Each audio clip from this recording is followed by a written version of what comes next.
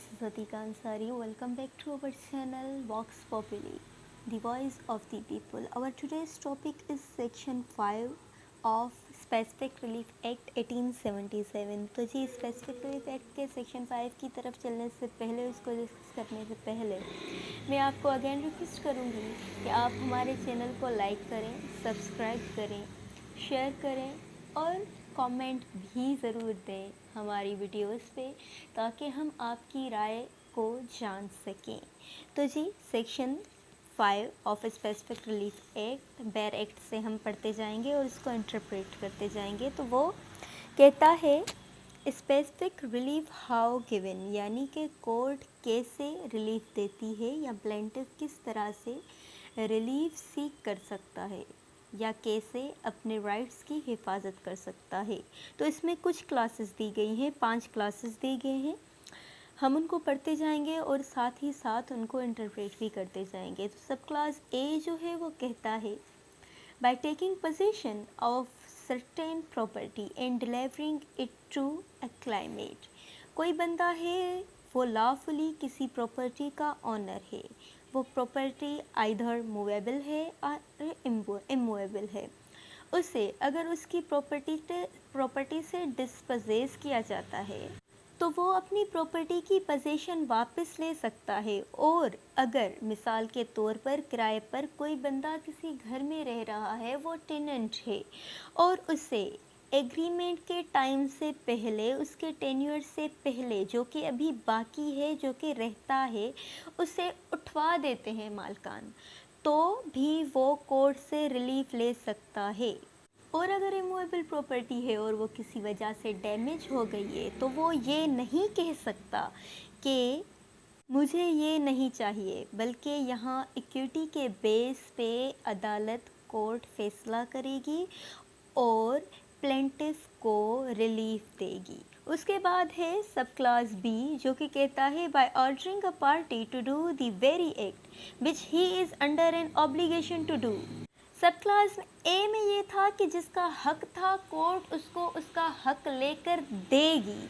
उसके बाद सब क्लास बी जो है उसमें ये कहा गया है कि अगर 2 पार्टीज़ हैं, उनके बीच में कोई कॉन्ट्रैक्ट हुआ है और वो किसी वजह से एक पार्टी ने पूरा नहीं किया, जैसे कि अगर हम एग्जांपल लें, एक पेंटर है और उसके बाद कोई बंदा, उसके पास कोई बंदा आता है कि ये पेंटिंग मुझे करके दो, और उससे पहले टाइम गुजर जाता है और वो पेंटिंग मुकम्मल नहीं करता, यानी कि कॉन्ट्रैक्ट का वायलेट करता है, ब्रीच ऑफ कॉन्ट्रैक्ट कर रहा है, तो हम कोर्ट में जाकर रिलीफ ले सकते हैं, क्योंकि उस पेंटर की ऑब्लिगेशन थी, वो बाउंड था, वो ड्यूटी बाउंड था कि उसको वो पेंटिंग मुकम्मल करके देनी है। तो कोर्ट उस बंदे को ऑर्डर देगी कि do it because you have obligation to do it, यानी कि he is bound to do,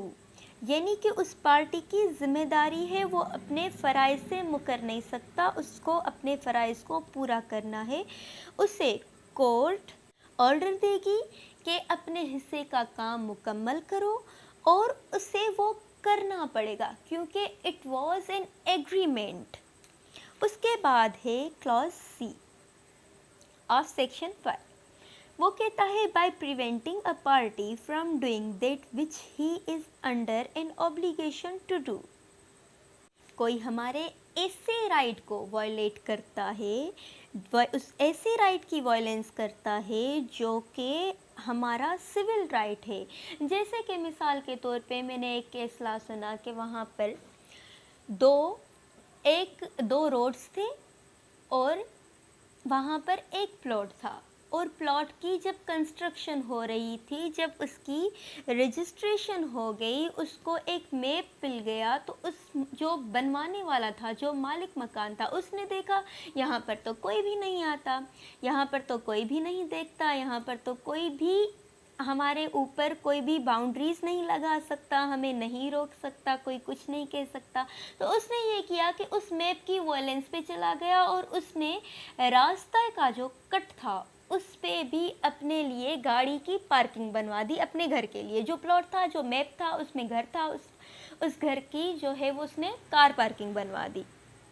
अब हुआ कुछ यूँ कि उसके पड़ोस वाले जो थे वो हो रहे थे डिस्टर्ब, तो उन्होंने जब कोर्ट में केस फाइल करवाया तो उसके बाद कोर्ट ने कुछ लोग मुकर्रर किए जो कि वहाँ गए, वहाँ देखा। जब उन्होंने देखा कि ये आउट ऑफ मैप है, आउट ऑफ डिज़ाइन है, वहाँ पर कोर्ट ने वहाँ पर नक्शे ने भी उनको मना किया हुआ है, उसके बावजूद भी उन्होंने जो है वहाँ पर जगह बनवाई है, तो उसे कोर्ट ने ऑर्डर दिया कि उसको हटवाया जाए। यानी कि अगर हमारे जहाँ पर सिविल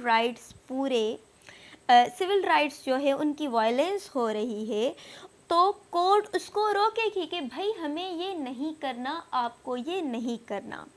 अच्छा जी, तो हम चलते हैं अब सेक्शन 5 के सब क्लास डी की तरफ, जो कहता है by determining and declaring the rights of parties otherwise than by an award of compensation. ये कहता है कि दो पार्टीज किसी बात पे अगर उलझ जाती हैं, जैसे कि मैंने ऊपर एग्जाम्पल दिया पेंटर का, पेंटर ने पेंटिंग मुकम्मल नहीं की, या एक डॉक्टर ने अपनी फुल फीस ले ली है और उसके बाद वो कहता है 2 माह के बाद मैं ऑपरेशन करूँगा, उसको ऑपरेशन करना है, तो 2 माह के अंदर ही अंदर उसका इंतकाल हो जाता है। और उस दरमियान जब उसका इंतकाल होता है तो वो जिसकी डॉक्टर के साथ डीलिंग की हुई थी, जो पेशेंट था, वो कोर्ट के ज़रिए जाकर रिलीफ ले सकता है कि मेरा यहाँ पर ये नुकसान हुआ है, तो कोर्ट उसको कंपनसेशन लेके देगी उस डॉक्टर के जो वारिस हैं, जो इनहेरिटेंट्स हैं।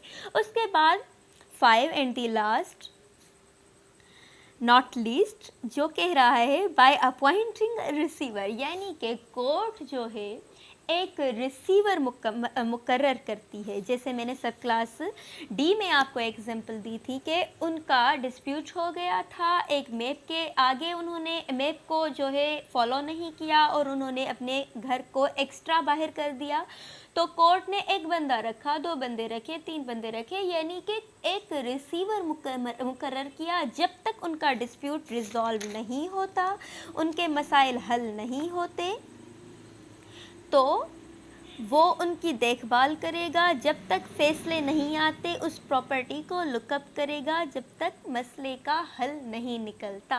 तो जी ये था हमारा section 5 of specific relief act 1877। उम्मीद कि आपको बहुत ही अच्छे से समझ में आया होगा। Thank you so much. अल्लाह हाफिज़।